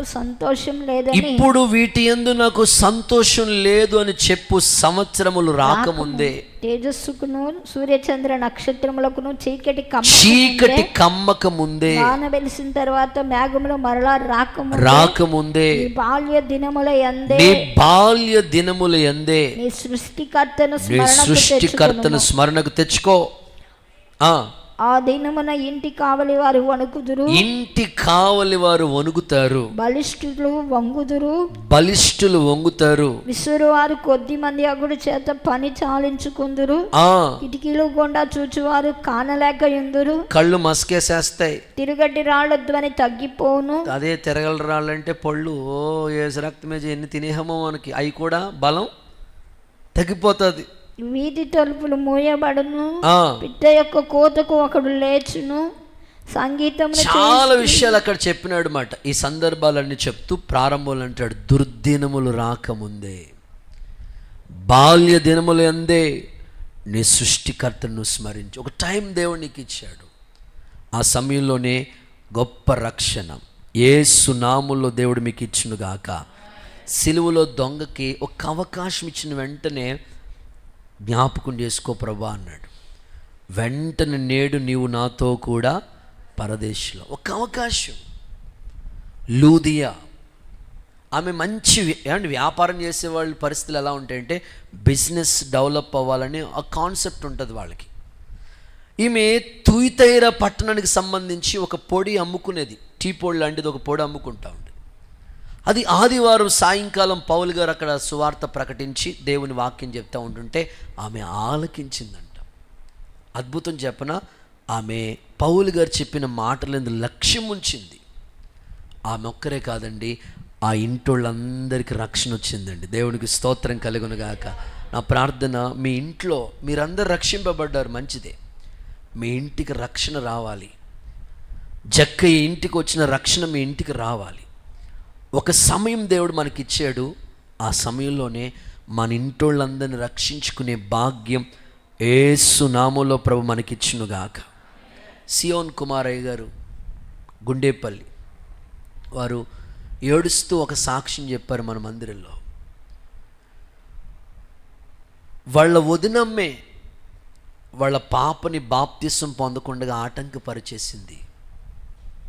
చాలామంది కుటుంబంలో పిల్లలు పొందాలని సిద్ధపడినా కొంతమంది పేరెంట్సే, వద్దురా నీకేం అప్పుడే వయసు అయిపోయిందిరా, అప్పుడే వద్దురా, ఏం తెలియదురా నీకు, ఇలాగ ఆపేస్తూ ఉంటారు. ఆయన చెప్తూ వాళ్ళ వదినమ్మే ఆ పాప చర్చిలోకి వచ్చి కంజరి కొట్టేదంట, చర్చిలోకి వచ్చి పాటలు పాడేదంట, ఎక్కడ కూడికకు జరిగిన ముందుండేదంట ఆ సహోదరి. బాప్తిసం విషయంలో వాళ్ళ అమ్మ వాయిదా వేయించేసి ఆపేసింది అంట. చివరికి పెళ్లి చేశారంట. అత్తోరింటికి వెళ్ళింది, ఇక కన్సీవ్ అయింది, డెలివరీ సమయం అన్నమాట. హాస్పిటల్ అడ్మిట్ చేశారు. వాళ్ళ వదిని ఫోన్ చేసి, బాబు పాస్టర్ బాబు పాపని హాస్పిటల్లో జాయిన్ చేసాం, వచ్చి చిన్న ప్రార్థన చేసి వెళ్ళు, డెలివరీ సమయం ఇది. ఆయన మీటింగ్కి వెళ్తా అలా ప్రార్థన చేసి వెళ్ళిపోయారంట. మొత్తం మీద ఫోన్ వచ్చిందంట, అబ్బాయి పుట్టాడు, సంతోషమే అని అనుకుని ఆ వార్త విన్న తర్వాత ఇంక మీటింగ్కి వెళ్ళిపోయాడు.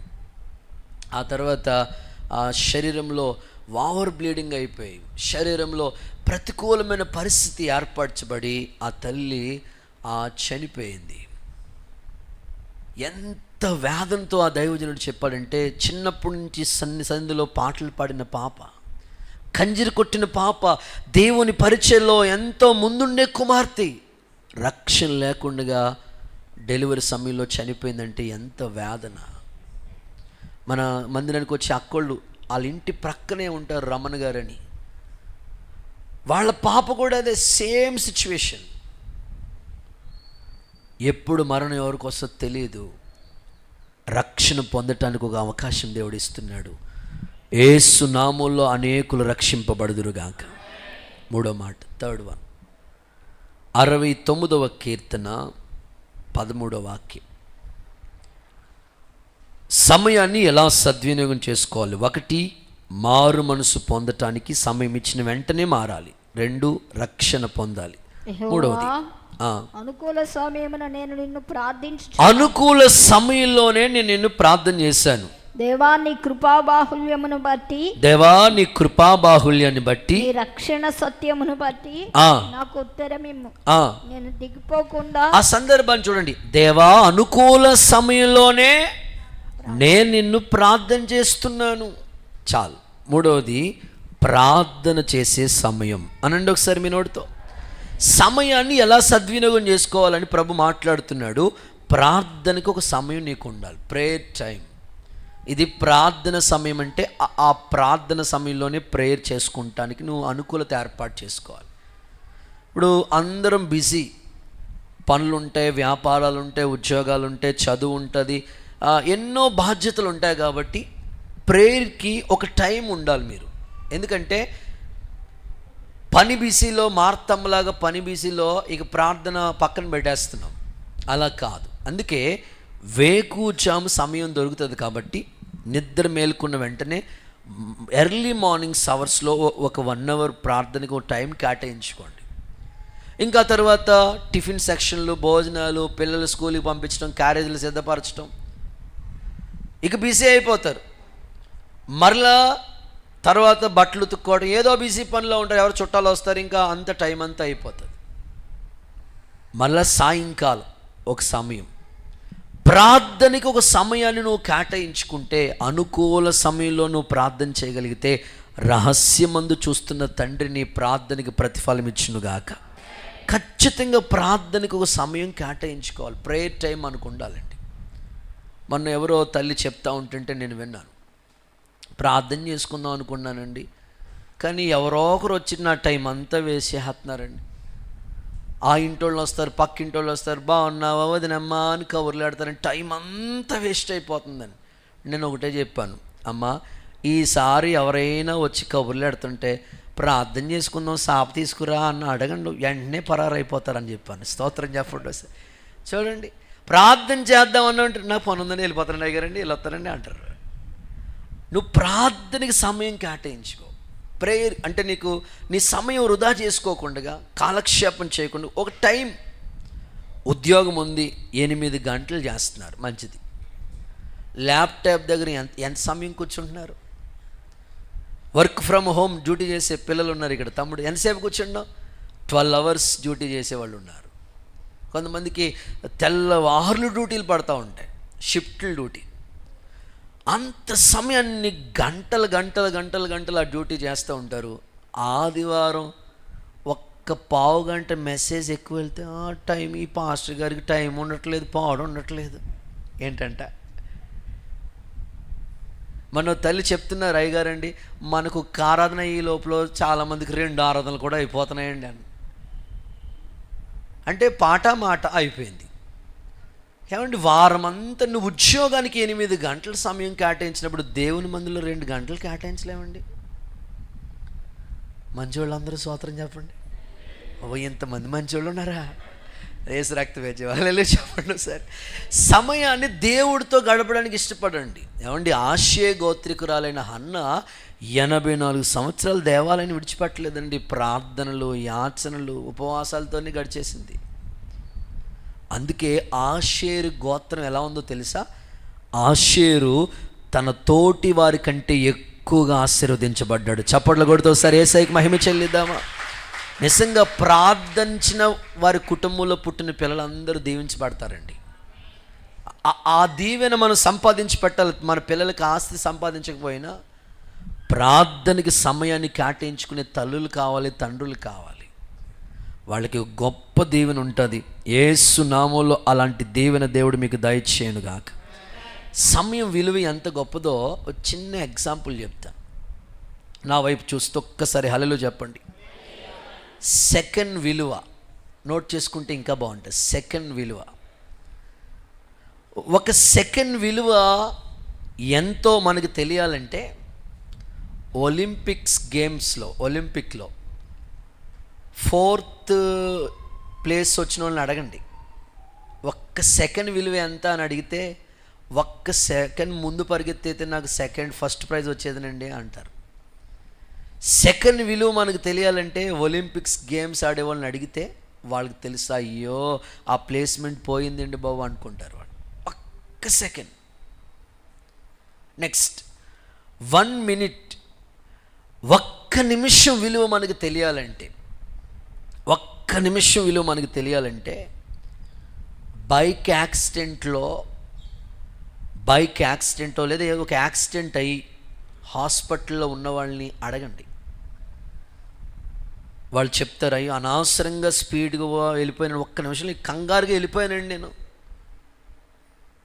యాక్సిడెంట్ అయిపోయింది. హాస్పిటల్లో కాళ్ళు ఇరిగిపోయి అయ్యో 2-3 నెలలు 4-5 నెలలు ఆ బెడ్ మీద హాస్పిటల్లో ఉంటే వాళ్ళు అడగని చెప్తారు. అనవసరంగా ఒక్క నిమిషంలో అయిపోయిందండి యాక్సిడెంట్.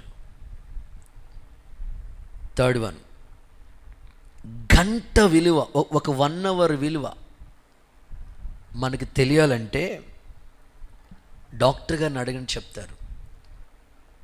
ఒక గంట ముందు తీసుకొస్తే ప్రాణంతో బ్రతికుండేవాడండి. ఓ గంట సమయం ముందు వచ్చి ఉంటే బాగుండి మంచి వైద్యం అయి ఉండేదండి అని చెప్తా ఉంటారు. డాక్టర్ గారు తెలుస్తుంది ఆ 1 hour విలువ. నెక్స్ట్ ఒక్క నెల విలువ. 9వ నెలలో పుట్టాలి. వాస్తవం 9 నెలలు నిండిపోయింది, అది పుట్టాలి. కానీ 7వ నెలలోనే డెలివరీ అయిపోయింది. ఆ తల్లిని అడగండి, ఒక్క నెల విలువ ఎంతో ఆ తల్లి చెప్తుంది. ఆ పిల్లోడు సరిగ్గా అవయవాల గ్రోత్ ఎదగదు. ఇప్పుడు తల్లి కడుపులో ఎంత ఉష్ణోగ్రత ఉంటుందో అలాంటి సిచ్యువేషన్ డాక్టర్లో ఆ పిల్లోడిని బాక్స్లో పెట్టి అదే ఉష్ణోగ్రతలో ఆ పిల్లోడిని పెంచుతూ ఉంటారు. 4 రోజులు బాక్స్లో ఉండాలి. ఎప్పుడేం జరుగుతుందో తెలియదు. ఎందుకని? ఒక్క నెలల ముందు పుట్టేశాడు, అవయవాలు ఎదగలేదు. ఒక్క నెల విలువ ఆ తల్లిని అడిగితే చెప్తుంది. ఇకపోతే 1 సంవత్సరం విలువ. ఎగ్జామ్ ఫెయిల్ అయిపోయిన వాళ్ళని అడగండి, చెప్తారు ఏడుస్తూ, అన్నయ్య ఈ సంవత్సరం అంతా నేను ఖాళీ అన్నయ్య, అనవసరంగా పోగొట్టుకున్నాను నేను ఈ ఎగ్జామ్. అందుకే ప్రభు నీతో మాట్లాడుతున్నాడు, సమయాన్ని వృధా చేయొద్దు, సమయాన్ని సద్వినియోగం చేసుకోండి. అందుకే మన పెద్దన్నయ్య ఓ పాట రాశాడు, విలువైనది సమయము, సమయాన్ని పోనీయక సద్వినియోగం చేసుకోండి. ఓకేనా? పాడదామా, ఆపుదామా? ఆ పాటే ఒక ప్రసంగం మనకి. విలువైనది సమయము ఓ నేస్తమా, ఘనమైనది జీవితం ఓ ప్రియతమా. విలువైనది సమయము ఓ నేస్తమా, ఘనమైనది జీవితం ఓ ప్రియతమా. సమయము పోనివ్వక సద్భక్తితో సంపూర్ణతకై సాగెదము. సమయము పోనివ్వక సద్భక్తితో సంపూర్ణతకై సాగెదము. విలువైనది సమయము ఓ నేస్తమా, ఘనమైనది జీవితం ఓ ప్రియతమా. అందరూ సంతోషంగా చప్పట్లు కొడుతూ విలువైన సమయాన్ని సద్వినియోగం చేసుకుందాం.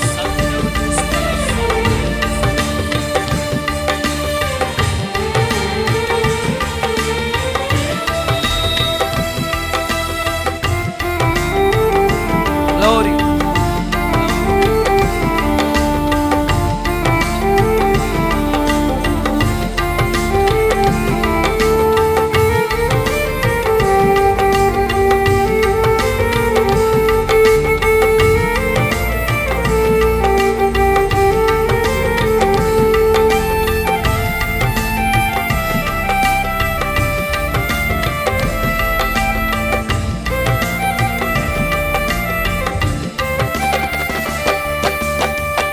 క్రీస్తుతో మనము లేపబడిన వారమై పైనున్న వాటినే వెతికిన ఎడలా,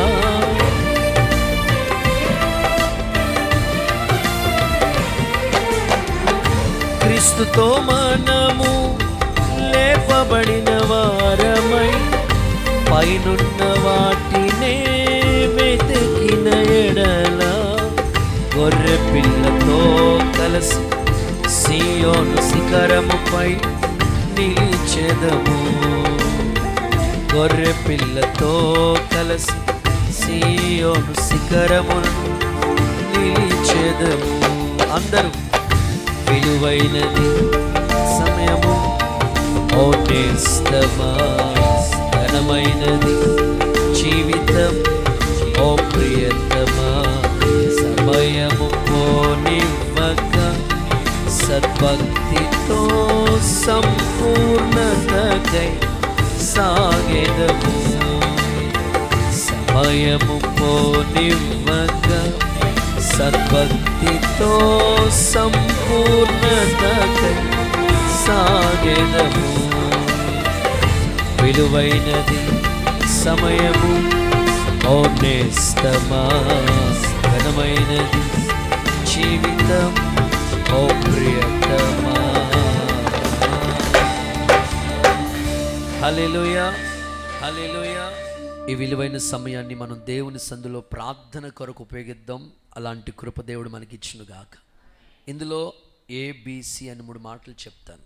ఏ, యాకోబు ప్రార్థన అనండి. తనకు ఒక అవకాశం వచ్చింది. నా అన్న 400 మందితో వస్తూ ఉన్నాడు. ఇక ఆ ఒక్కరోజు దాటితే తనకు అవకాశం లేదు. ఆ రాత్రి యాకోబు ఒక్కడే మిగిలిపోయాడంటండి. ఒకటే ప్రార్థన, ప్రభువా నువ్వు నన్ను ఆశీర్వదిస్తే కానీ నిన్ను పోనివ్వను. తెల్లవార్లు దేవుని పాదాలు పట్టుకుని ప్రార్థించాడండి.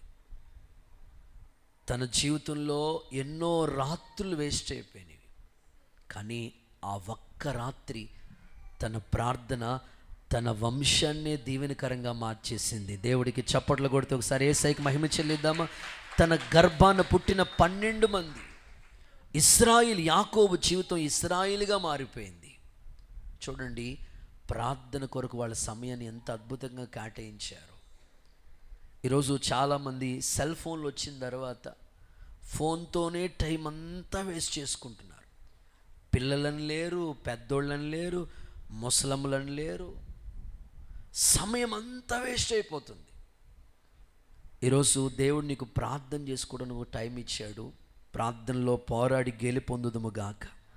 బి, కనాను స్త్రీ ఒక అవకాశం ఆమెకి. దివారాత్రులు మొరపెట్టుకుని ఒక న్యాయం జరగాలి. మీలో కూడా చాలామందికి ఎన్నో విషయాల్లో న్యాయం కోసం పోరాడుతున్నారు. ప్రభా నా భర్తను అర్థం చేసుకోవాలి, నా కుటుంబం కట్టబడాలి, అయ్యా నా పిల్లలు మారాలి, ఎన్నో విషయాల్ని ఎదుటున్నాయి. ఆ విషయాలన్నీ మనుషులతో చెప్పుకుంటే ఎవరు న్యాయం చేయరు, కానీ దేవుని పాదాలు రహస్యమందు చూస్తున్న దేవుని దగ్గర మొరపెట్టుకో. దేవుడు నిజంగా నీ కుటుంబంలో న్యాయము చేయునుగాక, అద్భుతము చేయునుగాక తప్పకుండా. సి, విధవరాలు విసుకక ప్రార్థన. ఎంతగా విసుక్కుండా అడిగిందండి ఆ తల్లి. దేవుడు ఆ ప్రార్థనలకి దేవుడు సమాధానం ఇచ్చాడు. నీ ప్రార్థనకి కూడా దేవుడు సమాధానం ఇచ్చునుగాక. హిజ్కియా ప్రార్థన కన్నీళ్లు తుడిచి 15 సంవత్సరాల ఆయుష్ పొడిగించినట్లుగా నీ ప్రార్థన ద్వారా దేవుడు నీకు ఆయుష్ పొడిగించునుగాక, ఆరోగ్యంతో నింపునుగాక, స్వస్థత కార్యాలు జరుగునుగాక. ఓకే, 4, 5 జస్ట్ రిఫరెన్స్ ఇచ్చేసి ముగించేస్తాను. 4వ మాట, గలతీ పత్రిక 6వ అధ్యాయం 10వ వాక్యం. గలతీ పత్రిక 6వ అధ్యాయం 10వ వాక్యం. సమయాన్ని ఎలా సద్వినియోగం చేసుకోవాలి. కాబట్టి మనకు సమయం దొరికిన కొలది అందరి ఎడల, మరి విశేషముగా విశ్వాస గృహమునకు చేరిన వారి ఎడల మేలు చేయదము. ఆమేనండి. రైట్. 4వది సంఘానికి మేలు చేసే సమయం అనండి. ఇక్కడ విశ్వాస గృహం అన్నాడు. ఇంగ్లీష్ బైబిల్లో ఫెయిత్ హోమ్. విశ్వాస గృహం ఏదంటే దేవుని మందిరమే, చర్చ్. సమయము దొరికిన కొలది విశ్వాస గృహానికి మనం మేలు చేద్దాం. అంటే సంఘానికి దేవుడు మేలు చేయటానికి నీకు ఒక అవకాశం ఇస్తాడు, ఒక టైం ఇస్తాడు. ఆ సమయంలోనే నువ్వేదైనా చేయాలనుకుంటే ఆ సమయంలోనే సంఘానికి మేలు చేసేటట్లుగా నువ్వు సిద్ధపడాలి, ప్రిపేర్ అయిపోవాలి. విశ్వాస గృహానికి మేలు చేయటానికి ఒక సమయం దేవుడు నీకు ఇస్తూ ఉన్నాడు. ఇప్పుడు డిసెంబర్ నెల ఉంది. అద్భుతంగా దేవుడు నీకు దేవుని పరిచర్యకి ఏ విధంగా నువ్వు సహాయపడగలుగుతావో ఆ విధంగా సహాయపడటానికి, మేలు చేయటానికి ఒక టైం నీకు ఇచ్చాడు దేవుడు. సాధారణంగా మనకి డిసెంబర్ వస్తే అనేకులకి వస్త్రాలు పంచుతూ ఉంటాం, పేద ప్రజలకి దుప్పట్లు పంచుతూ ఉంటాం, వస్త్రాలు పంచుతూ ఉంటాం. రహస్యమందు చూస్తున్న దేవుడు ఆ ప్రతిఫలం ఇస్తాడు. ప్రభు కూడా ఒక ఉపమానంలో చెప్తూ, నేను ఆకలితో ఉన్నాను, నాకు అన్నం పెట్టలేదు, నేను చలితో ఉన్నాను, నాకు వస్త్రం ఇవ్వలేదు. నేను ఇబ్బందుల్లో ఉన్న నన్ను పరామర్శించలేదు. ప్రభు ఆ మాటలు చెప్తూ ఉంటుంటే అక్కడున్న ప్రజలు అంటారు, నువ్వెప్పుడు ఆకలితో ఉన్నావు ప్రభా, నువ్వెప్పుడు వస్త్రం లేకుండా ఉన్నావు ప్రభా, నీకెప్పుడు ఇబ్బంది వచ్చింది ప్రభా అని అంటే ప్రభు ఇలా అన్నాడు, నాకు చేస్తే వీళ్ళకి చేస్తే నాకు చేసినట్లే. గొర్రెల్ని మేకల్ని దేవుడు సెపరేట్ చేశాడు. ప్రియులారా, క్రిస్మస్ అంటే ఒక మాటలో చెప్పాలంటే అనేకులకి దేవుని ప్రేమను పంచాలి. మనం ఏదో విధంగా వస్త్ర రూపంలో కావచ్చు, పని రూపంలో కావచ్చు, సువార్త విషయం కావచ్చు, నువ్వు ఎలా చేయగలిగితే ఈ నెలను ఒక దేవుడు ఒక అవకాశం ఇచ్చాడు. అలాగా విశ్వాస గృహానికి నువ్వు మేలు చేయి. సంఘంలో ఒక అద్భుతంగా ఈ పండగ వాతావరణం మనందరిలో కనబడాలి. ఈ పండగలో నీకు ఇప్పుడైనా ఈ 11 నెలలు చేసావో లేదో కానీ ఈ నెల దేవుడు నీకు ఒక అవకాశం ఇస్తున్నాడు, ఛాన్స్ ఇస్తున్నాడు. ఈ విధంగా దేవుని సంఘానికి మనం అందరం మేలు చేద్దాం. మన ద్వారా అనేక కుటుంబాలు కట్టబడతాయి, అనేకమైన పండగలు చేద్దాం. దేవుడు సంఘానికి మేలు చేసే కృప మనందరికీ దేవుడు దయచేయనుగాక. ఆ అధ్యాయంలో చెప్తాడు, అన్ని విషయంలో ఆ అధ్యాయంలో చూడండి, 6వ అధ్యాయం 6వ వచనంలో అంటాడు, వాక్యోపదేశం చేసే వారికి అన్ని విషయంలో మనము భాగం ఇవ్వాలి అన్నాడు. అంటే వాక్యోపదేశం చేస్తున్న సేవకులకంట అన్ని విషయంలో భాగం ఇవ్వాలంట. నేను గత రాత్రి ఉప్పలగుప్తం దగ్గరలో వానపల్లి పాలెం అనే ప్రాంతానికి వెళ్ళాను. వాస్తవంగా ఎలా వెళ్ళాను అంటే, మన చర్చ్కి వచ్చే ఒక అక్క వాళ్ళ ఊరు వానపల్లి పాలెం అట. ఎప్పుడో చెప్పారంట. వాళ్ళు విన్న తర్వాత యూట్యూబ్లోకి వెళ్ళి దేవుని వాక్యాలు, మన పాటలు లైవ్ అన్నీ ఫాలో అవుతుంటుంటే ఒకసారి మనం ఈ పాస్టర్ గారిని పిలవాలనుకుని మొత్తం మీద నన్ను పిలిచారు. వెళ్ళిన వెంటనే నన్ను రూమ్లో తీసుకెళ్లారు. నాతో పాటు తమ్ముడోళ్ళు కూడా వచ్చారు. వాళ్ళు వెంటనే ఏడుస్తూ వాళ్ళ సాక్ష్యం చెప్పడం మొదలుపెట్టారు. ప్రియులారా, ఏంటంటే భార్య అమ్మగారి ఇంటి దగ్గర ఉన్నప్పుడు దేవుని దగ్గరికి వెళ్ళేదంట. పెళ్ళయిన తర్వాత అన్యుల వివాహం అయింది. భర్త వెలనిచ్చేవాడు కాదు. మొత్తం మీద భర్త లేనప్పుడు వాళ్ళ అత్తమ్మగారు నేను అడిగాను, పండగ రోజైనా అలా ప్రార్థనకి వెళ్దామని వెళ్తే మొత్తం మీద చూసి చర్చ్ దగ్గరికి వెళ్ళి కొట్టుకుని తీసుకొచ్చాడంట భార్యని. స్తోత్రం చెప్పండి. ఎందుకు వెళ్ళావా, అసలు ఏమనుకుంటున్నావు, నువ్వు మతంలో దిగిపోయావా, రకరకాలుగా తిట్టారంట. ఇంకా ఆ రోజు నుంచి చర్చికి వెళ్ళే అవకాశం లేదంట. ఇంట్లోనే ఏడుస్తూ, ప్రభా నేను ఎప్పుడు సంఘానికి వెళ్తానయ్యా, ఎప్పుడు దీవించబడతానయ్యా, నా భర్త ఎప్పుడు మారుతారని ఇంట్లోనే ఆడవటం మొదలుపెట్టిందంట తల్లి. దేవుడు చూశాడు. ఒక సమయం అవకాశం దొరికింది. ఆ సమయం ఎలాగంటే భర్తకి భయంకరమైన ఫీవర్ వచ్చేసింది. ఇక లేవలేని పరిస్థితి. 2 దుబాయ్ దుప్పట్లు కప్పినా సరే ఆ జ్వరం, చలి జ్వరం తగ్గట్లేదంట. ఏ సుబ్బారావు హాస్పిటల్ తీసుకొచ్చారంట అమలాపురం. అన్ని హాస్పిటల్ అయిపోయినాయి. కాకినాడ తీసుకెళ్ళి మరి ఎక్కడ తీసుకెళ్ళినా సరే వైద్యం సెట్ అవ్వట్లేదు, జ్వరం తగ్గట్లేదు.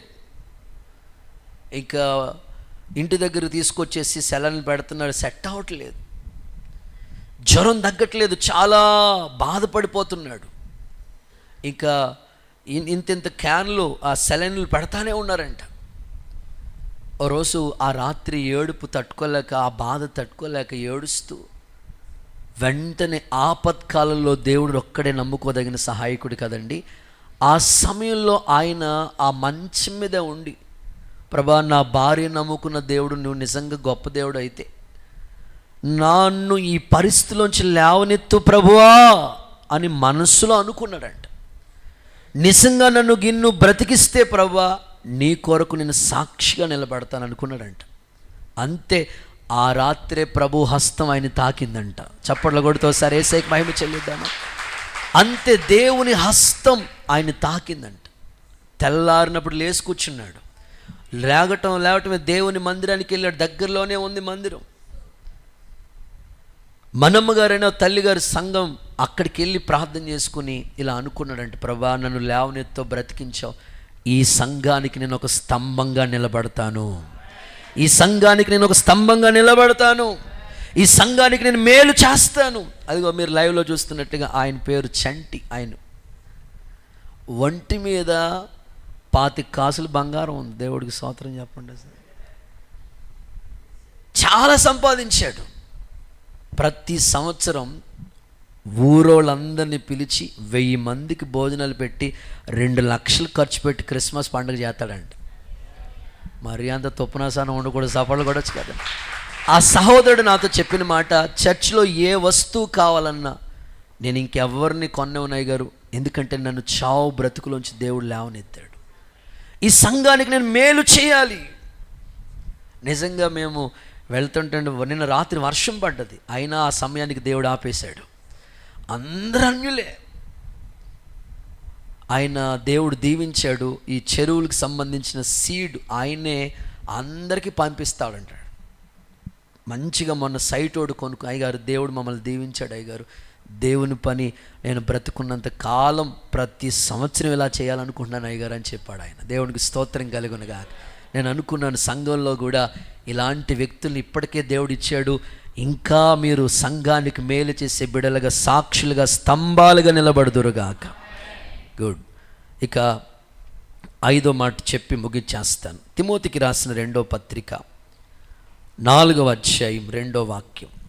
అపోస్తలుడైన పౌలు తిమోతికి రాసిన 2వ పత్రిక 4వ అధ్యాయం. వాక్యమును ప్రకటించుము, వాక్యాన్ని ప్రకటించు, సమయమందును అసమయమందును ప్రయాసపడు. చాలండి. నా 5వ మాట ఏమిటంటే వాక్యం ప్రకటించే సమయం అనండి. సో నాకు కూడా ఈ నెల ఒక్క నెల అవకాశం ఇచ్చాడు దేవుడు. అన్యులు కూడా పోన్లే వాళ్ళు పండుగలు చేసుకుంటారులని కామవుతారు. దేవుడికి స్తోత్రం కలుగునుగాక. అందుకే మొత్తం పగలో రాత్రి క్షణం తీరికలేదు. తర్వాత మీరు మాట్లాడుకోవాలి అంతే. ప్రతిరోజు కూటమే. రేపు మీకు ఒక ప్లానింగ్ ఇస్తాను. రోజు మీరు అందుబాటులో ఉంటే ఖచ్చితంగా జాయిన్ అవ్వండి, ప్రార్థనలో పోరాడండి. సమయమందు అసమయమందు వాక్యాన్ని మనం ప్రకటించడమే. కొర్నేలి ఈ విషయంలో మనం మెచ్చుకోవచ్చు. కొర్నేలి ఏం చేశాడు తెలుసండి, తన ముఖ్య స్నేహితులందరినీ పిలిచి, పేతురు పాస్టర్ గారిని పిలిచి వాళ్ళందరికీ వాక్యాన్ని ప్రకటింపచేశాడండి. మనకి కూడా ఒక అవకాశం ఇచ్చాడు దేవుడు. ఈ పండగ వాతావరణంలో అనేకులకి స్కూల్లో కూడా, కాలేజెస్లో కూడా, హాస్టల్స్లో కూడా జస్ట్ చిన్నగా క్రిస్మస్ సందర్భంగా ఒక చిన్న అవకాశం వాక్యం చెప్పండి. మీరే ఒకవేళ అవకాశం ఉంటే మమ్మల్ని పిలవండి. ఒకవేళ అంతకు అవకాశం లేదు కదంటే కేక్ అలా పెట్టి 2 మాటలు చెప్పి నీకు పుట్టింది ఏది ఇచ్చింది యేసుబాబు అని చెప్పండి. యేసు రక్తమే చేయం. అలాగ వాక్యాన్ని ప్రకటించండి. సమయం దేవుడు నీకు ఇచ్చాడు. ప్రకటించే సమయంలోనే ప్రకటిద్దాం. విత్తనాలు జల్లుదాం. ఏదో రోజు మొలకెత్తుతాయి, ఏదో రోజు వాళ్ళు మారుతారు, సంఘానికి సాక్షులుగా నిలబడతారు. అలాంటి కృప దేవుడు మనకి ఇచ్చునుగాక. నేను ముగిస్తున్నాను. సమయాన్ని వేస్ట్ చేసుకోవద్దు. 11 నెలలు అయిపోయినాయి అయ్యో అని బాధపడొద్దు. కానీ ఉన్న ఈ 12వ నెల, ఈ ఒక్క నెల నీ ముందు ఉంది. ఎలా ఉపయోగించుకోవాలో, అలాగే ఏ టైంలో ఏది చేయాలో అలా ప్లాన్ చేసుకుని చేయండి. దేవుడు సమయాన్ని సద్వినియోగం చేసుకునే కృప మనందరికి ఇచ్చునుగాక. ఎలా సద్వినియోగం చేసుకోవాలి? 5 మాటలు చెప్పాను. నెంబర్ 1, మారు మనసు పొందవలసిన సమయంలోనే మార్పు చెందండి. నెంబర్ 2, రక్షణ పొందవలసిన సమయంలోనే రక్షింపబడండి. నెంబర్ 3, ప్రార్థన చేసే సమయంలోనే ప్రేయర్ చేయండి. నెంబర్ 4, సంఘానికి మేలు చేసే సమయంలోనే మేలు చేసేవారుగా ఉండండి. నెంబర్ 5, వాక్యం ప్రకటించు సమయంలో ప్రకటిద్దాం. ఇలా సమయాన్ని సద్వినియోగం చేసుకుందాం. దేవుని రాకడ కొరకు సిద్ధపడదాం. అలాంటి కృప మీలో ఒక్కొక్కరికి నా ప్రభు ఇచ్చునుగాక.